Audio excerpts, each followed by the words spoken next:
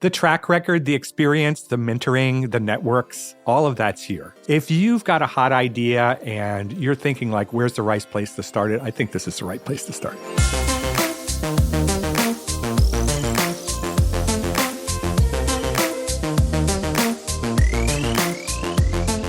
Benjamin Gottlieb here with Shopify on Location. This is a special in-person series from Shopify about how place affects business. If you've been listening to the podcast the past few weeks, you know we've been in San Francisco at our offices here chatting with merchants and entrepreneurs. When you're starting a business, the conditions have to be just right. The timing, the tech, product, and then there's that old adage, location, location, location. Well, my guest today has lived in the Bay Area for more than 3 decades, and he's currently the chief economist for the city and county of San Francisco. So I guess you could say Ted Egan knows a thing or two about the business landscape of SF and Silicon Valley, and whether this is still the place to be an entrepreneur. Ted, thank you so much for being here. Appreciate it. Oh, it's my pleasure, Benjamin. So Ted, is San Francisco still that place to be an entrepreneur? Well, I think San Francisco right now is a land, you might say, of opportunities. The city has had a major economic adjustment in the 3 years since the start of the pandemic. We had a big population drop. We have a downtown where a lot of people are working remotely, and so the offices are not being occupied. And we've had, a slow recovery in sales. But I think based on past patterns, that's the time of opportunity in San Francisco. We've had so many stories of the San Francisco goes through an economic challenge, and then 5 or 10 years later, it's booming again. So as you say, timing is everything. And just when it looks like it's not the right time, it might be the right time. So in other words, buy the dip. Is that what you're saying? Well, don't buy the peak, certainly. So what does opportunity look like? You say there's opportunity here. What does that look like exactly? Well, I think, the thing about San Francisco that I think makes it such an interesting place to come and do a show like this is it has such a tradition of launching retailers and retail concepts that have been, nationally influential. And you've probably talked to a number of companies that have either done that or on their way. It's got a unique market. It's a very affluent city. It's a very open-minded city. It's a city where people are experimenting and trying new things in terms of their experiences and their consumption patterns. And so for people with kind of bold ideas of lifestyle and related things, it's a great place to start a business from kind of the market opportunity side. And on the other hand, it's expensive here. It can be challenging to operate here. And those things are still true. It's a big built up city. You just don't it's not like opening a storefront on some suburban mall somewhere. And so it can be challenging for businesses too. And, the actual number of brick and mortar stores in the city, as in most other cities, has kind of been on the decline. Sure. But retailers here are actively embracing tech. And I think there are a lot of success stories as well. There's lots of success stories, no question about that. When you think about San Francisco and Silicon Valley, there's something about San Francisco that it's like, hey, you know what? I want my business to be here. If I'm going to make it in X, Y, or Z industry, move to San Francisco. But as we know with the pandemic, this decentralization of so many things, including commerce, is that still the case? For example, if you want to start a retail business or a tech business, do you need to physically be here? Well, if you want to start it's not clear where you physically are if you're starting up a tech business. I mean, Sure. A lot of these startups are kind of virtual. We've seen a lot of tech startups get launched and funded, since 2020, and they haven't got office space yet. On the other hand, are they here? Well, the people are here. We can see whether tech workers are moving out of the SF area, and they're really not. So I think despite the fact that it's an expensive place to live, most of the people in tech see their future here. We've kept up our share of venture capital investment. We're way out ahead of the rest of the other metros in the country for that. So I'm not really worried about the future of tech in the Bay Area. I still think it's the place for tech and, frankly, to start lots of different types of businesses. What you're talking about is the human capital, Yep. right? So the human capital is still here, the expertise, the engineering, the entrepreneurial mindset. The track record, the experience, the mentoring, the networks, all of that's here. So yeah, it's exactly right. If you've got a hot idea and you're thinking like, where's the right place to start it? I think this is the right place to start it. I'm chatting with Ted Egan. He's the city economist and county economist here in San Francisco. By the way, it's a little bit of a funky thing, but the city and the county are very much linked for many things in the city, right? Well, it's actually one thing. The reason we're called the city and county of San Francisco is we're one combined government. So I wish I had two jobs, but it's actually one job. So it's not as impressive as it sounds. It's just one job. I'm not that busy. Well, you're talking about this idea of San Francisco still holding the mantle of being the place to be for many things. I'd be remiss if I didn't bring up some of my own observations just being here. I don't live in San Francisco, but we're here all this week and we're having interviews on the show for a few weeks here about what's going on in San Francisco. You talk to drivers of Uber cars or taxi cabs. You talk to people that work in restaurants, service. And there's this depressive type attitude about what's happened to the financial district, and especially where we are right now. I mean, how has this part of San Francisco that used to house so many thousands of people working in tech and finance, how has it changed? Well, I mean, I think, what people are telling you is the truth, right? I mean, these office buildings that were 95% full before the pandemic are 50% full now. And the main reason for that is their tenants are tech tenants, and tech is the industry that really jumped into work from home with both feet. And there are a lot of advantages to working from home. You can save yourself the commute. You've got that much more time for work-life balance stuff and doing additional work if you need to. And so workers love it and employers are coming around to it. I think the important thing for the city to remember is what people were talking about at the start of the pandemic, which is we're just out of here and I'm never going to see you again in person and we don't need offices anymore. That's not really the model. The model is hybrid. The model is come in now on average 3 days a week. So what does that mean? It means businesses have to think, what's our office space look like for 3 days a week as opposed to 5 days a week? And for many businesses, not just in San Francisco, but everywhere, it's like, well, we don't need as much space.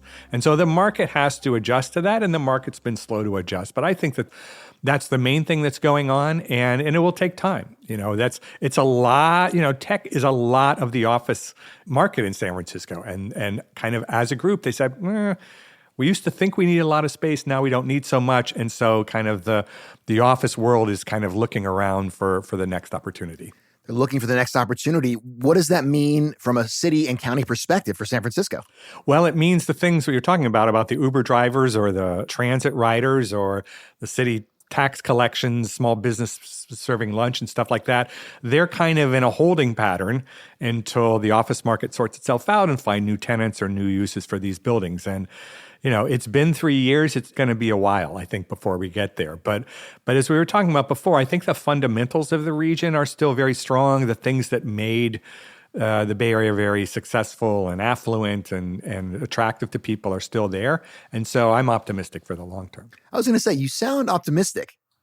Yeah. Yeah, I mean, maybe it's just because I'm reacting again. The city's been getting a lot of bad press, and maybe I'm thinking like, it's getting too much bad press. Like a couple of years ago, I was like maybe waving the red flag a little bit. I was like, look, people, we've got a real issue here with this work from home stuff. Right. And now maybe it's gone a little bit too far in the wrong direction, and there's a little bit too much doomsaying. I actually think, for the long term, before the pandemic, we didn't have enough office space. We don't have to worry about that anymore. Our subways were full to capacity. We don't have to worry about that for a while because people aren't coming to work as often. We had a housing crisis, and now our housing prices are down, and people are working all over Northern California and coming in occasionally. So basically, the city's biggest impediments to long-run growth, work from home is helping to solve. So that's the thing that makes me more optimistic for the long term. But yeah, we've got a difficult road in front of us because we've got some painful adjustment to make as these offices find new uses. I'm not an economist, but I do know that for someone like yourself, projections, forecasts, looking ahead, it's a big part about what you do. And I'm curious, what has changed since you were waving that proverbial red flag to now that's made you change your economic forecast to looking a little bit sunnier? Well, it's still true that the thing I was highlighting is that, we're looking at years of painful adjustment. And so that remains true. But I think the distinction I want to make is I don't think San Francisco is in a downward spiral. I think there's some risks that if we don't do the right thing, we could turn into one. But I don't think we're there. We're not in a situation where the tech workers are looking at each other and say, let's all move to Miami. What are those risks? Well, I think, there's basically four of them, right? I mentioned the tech workers aren't moving out of the area. If they start doing that and they say, we don't need to be here, let's save money and go someplace else, the weaker that pool of critical mass is, then the less pull there is to join it, right? And it's no longer the place to be. That hasn't happened, but something we got to watch. The pandemic and this remote work thing and the vacancy downtown, that's hitting the city's finances. So if the city turns around and says, hey, we need to raise taxes because we're short on dough, that's going to make the erosion of the tax base problem worse. And you might be provoking people to leave. I don't think that's happened yet, but you definitely don't want to get in that kind of a downward spiral. Transit isn't having the riders, and the transit agencies have financial problems. If they have to cut service, then you can't get people downtown, and then you're really stuck. So you got to make sure transit is working. And then also I think it's the small businesses and the kind of urban experience downtown. You can't have people saying, I don't go to downtown San Francisco because there's nothing to do, and then there's nothing to do, and so there's even less reason to go there. That feedback loop almost, right? We need a positive feedback loop downtown, and the city has its part to do there as well as the business community. I'm here chatting today with Ted Egan, the chief economist for the city and county of San Francisco, although he's told me that's one job. And by the way, if you're listening to our show right now, I hope you're enjoying it. If you haven't already, please do us a favor. Subscribe to Shopify Masters wherever you get your podcasts. And tell your friends and family about us. Let us know what you think by leaving a review, too. And thank you so much for your continued support. We were talking a little bit earlier about support that the city and county had been giving to business owners post-COVID. I'm just curious, from a financial perspective, what are the plans the city has for supporting small businesses as we enter this next 3 or 4 or 5 years? Well, one of the things the city just announced, which I think is a really cool program, is they are encouraging retailers to open up pop-up spaces and actually providing financial support to do so in the vacant storefronts of vacant office buildings downtown. So it's a way of letting startup small businesses have an opportunity to get kind of prime retail space as downtown recovers without a major financial commitment, and the city is supporting that process financially. And the city's doing a lot of things downtown around event programming and cleaning up the place, and it's starting to get better. And so I think that that's the right direction for the city.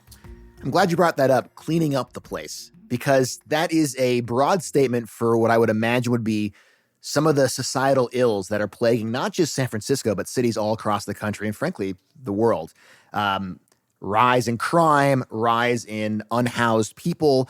These are not unique San Francisco problems, but there have been increases in your city and region over the last few years in those areas. From an economic perspective, also from a business perspective, how does that affect the recovery of San Francisco? It's a great question, but I want to clarify. When I meant cleaning up, I meant physically cleaning up. Okay. If I want to talk about crime and homelessness, I would use those words, and I'm happy to do that. I mean, look, they matter, right? They particularly matter to retailers, and it's a problem about the city as it is in many other cities. They being crime and problems with unhoused folks. Yeah, exactly. You can go into retailers in San Francisco, again, like in a lot of cities, and see all of the merchandise kind of wrapped up as a theft prevention method. And we've had well-publicized examples of stores closing down for property crime reasons. And, San Francisco has had high property crime for a long time, and it's been part of the cost of doing business here. But I think we've been in a new territory the past few years, and we're seeing retailers disappear for that reason. And that, we need to address that. That needs to be fixed, or you're just not going to have a healthy business environment. But I do think on the property crime thing, there's a direct connection between there and the business climate. And we're going to need small businesses to stay open, take us through this period of adjustment, hopefully new ones to start. We really need to create a supportive environment, and safety for themselves and their customers is a big part of that. I want to get back to this issue of what's next for San Francisco, because as I mentioned, and please correct me if I'm wrong, but a big part of being an economist is looking ahead, planning, and business owners do this too. What's my 2-week plan, but also my 6-month plan, my 6-year plan? For us here at Shopify, it's our 100-year plan that we're trying to build to be a 100-year company. Looking ahead at what's going to happen with hiring, right? San Francisco has thrived because not only is the best talent here, but you can attract the best talent to San Francisco. I would imagine there are some struggles because of what's happened with that. What does the employment pipeline look like right now? Well, it's interesting. For all of the kind of negative press you hear about the San Francisco economy, our unemployment rate's like below 3%, and it was 2% until a couple of months ago. What does that mean for businesses? In response to your question, it's actually not great. It means it's hard to hire people. And one of the things that happened during the pandemic is that there were a lot of layoffs. In San Francisco, we had a fantastic public health outcome. Like, we had the lowest COVID death rate of any city.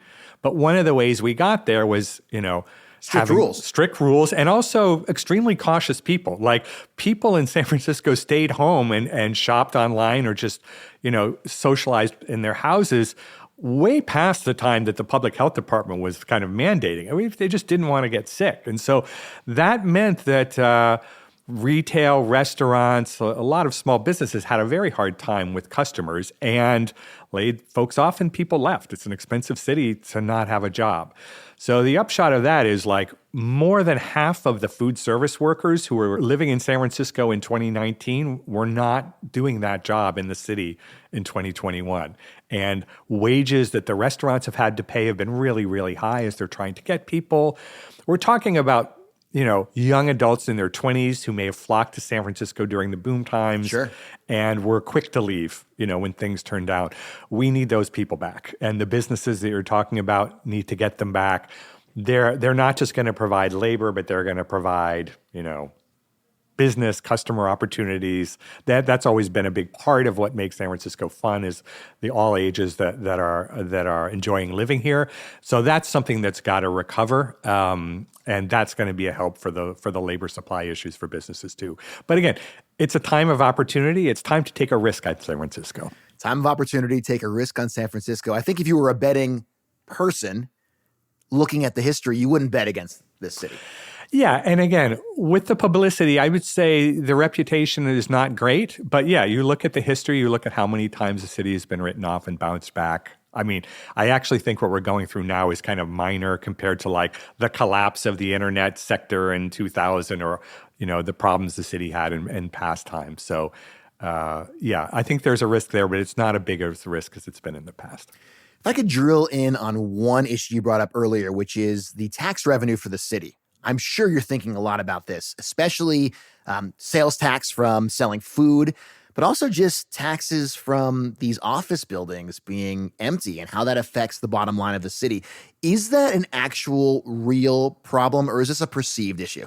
I don't think it's a perceived issue. I think it's a real issue. It's not an immediate issue because of the way our property tax works.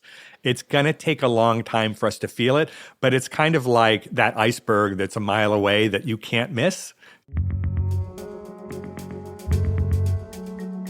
Unless people start going back to work 5 days a week like they did before the pandemic, those office buildings just aren't worth what they were before. And one way or another, eventually that's going to work its way into our property tax.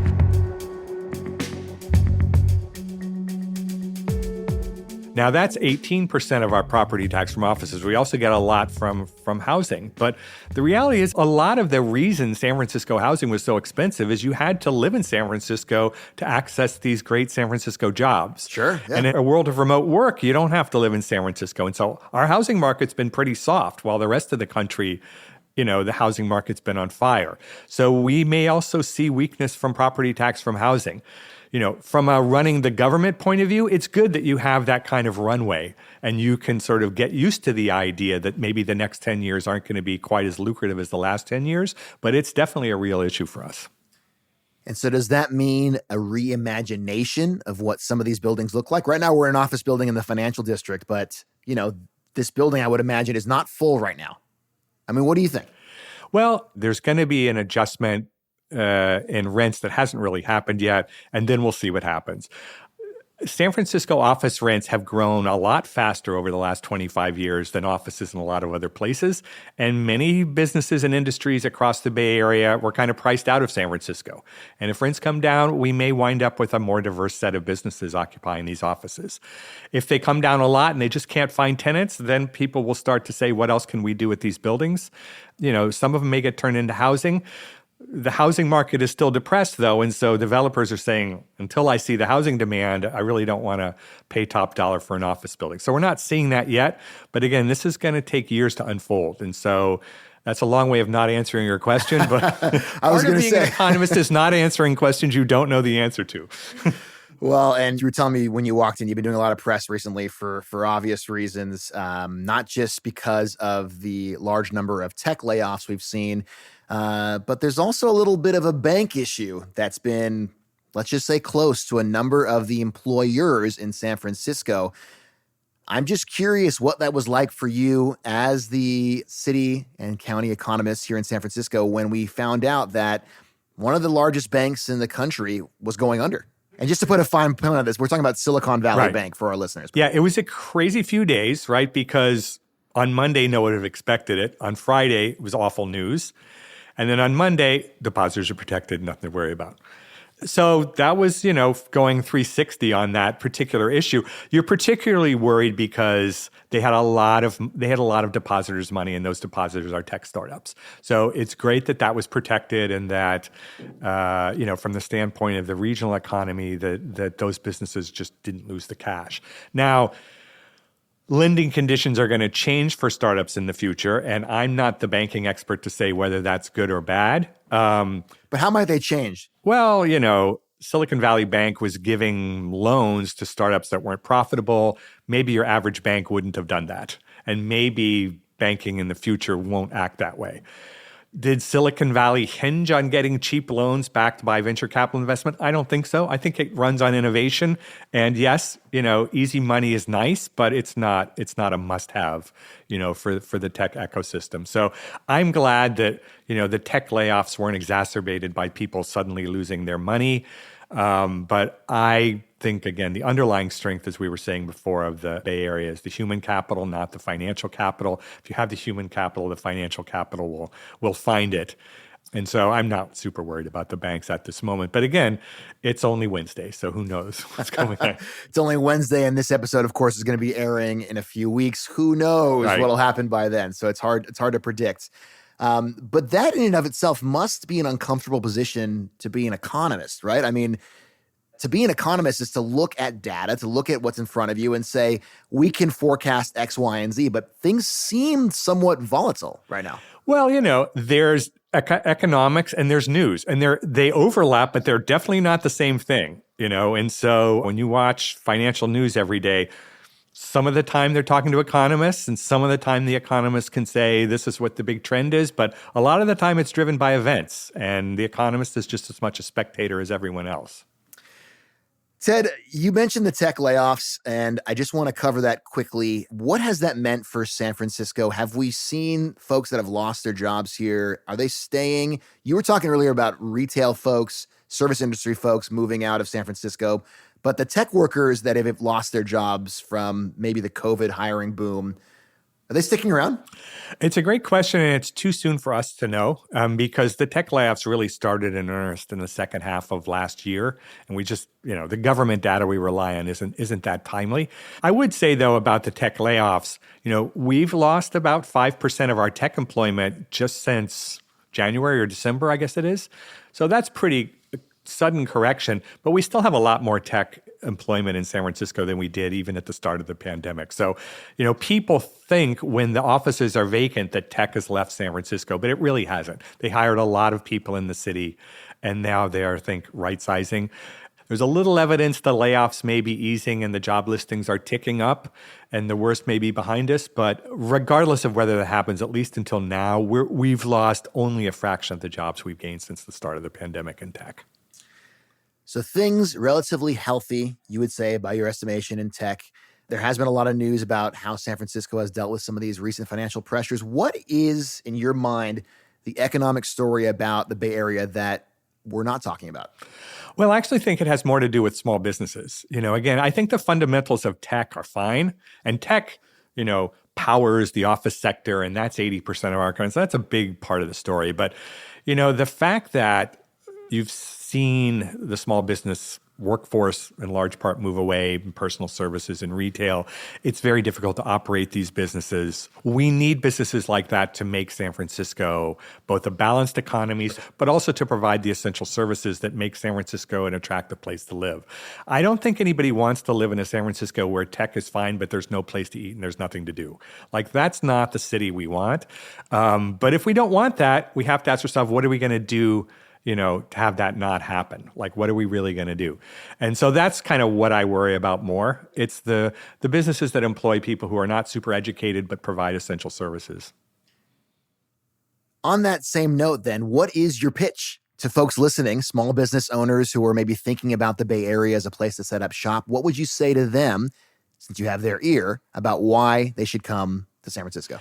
Yeah, I think the real reason to come to San Francisco is aspects of its real estate market are in a slump, including in retail. The city's lost population. It's bottoming out now. I think it's poised for growth. And so that's the reason. It's really your opportunity for upside. You're going to have recruiting challenges. You're going to have business climate challenges, no question. But we've had that issue in San Francisco for a long time. As I said at the beginning, it hasn't stopped a lot of retailers from making it big here. And I think there'll be a new generation of retailers that do that in the future too. And that could be you. You could be the next generation of retailers right here in San Francisco. Ted Egan, thank you so much for coming by and chatting with us today. It's been my pleasure. Great conversation. That's Ted Egan. He's the chief economist for the city and county of San Francisco. And thank you for joining us on Shopify Masters. Our show is produced by Megan Coyle and Gogo Zoger. Our engineers are Matt Schwartz and Miku Bedlam. Shuang Esther Shan is our host, and I'm Benjamin Gottlieb. If you are an entrepreneur or thinking about becoming one, this is the show for you. So come hang out with us next week, same time, same place, for more stories from San Francisco.